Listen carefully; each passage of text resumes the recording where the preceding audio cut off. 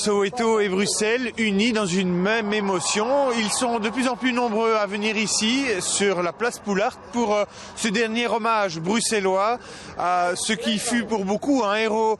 Nelson Mandela, en effet, a marqué les consciences. Aujourd'hui, c'était donc important d'organiser véritablement cette soirée quelque part d'hommage. Ouais.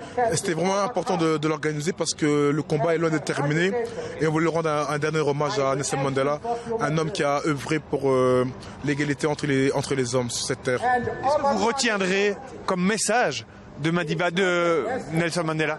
Moi, mon message, c'est qu'il faut que les gens apprennent aujourd'hui à combattre, à se battre pour ceux qui croient juste et même au péril de perdre des années de prison et de leur vie.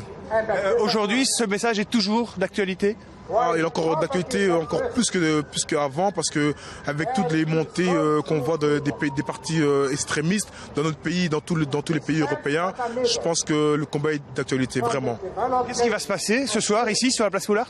Aujourd'hui, on va rendre un dernier hommage. Il y aura à un moment donné une cérémonie, il y aura une minute de silence. On va tous allumer des bougies, comme il fait noir, ça va illuminer un peu nos cœurs aussi. Je pense qu'à un moment donné, il y aura des gens qui vont parler, vont rendre un dernier hommage. Là, vous voyez, il y a un film qui est projeté en mémoire de Mandela.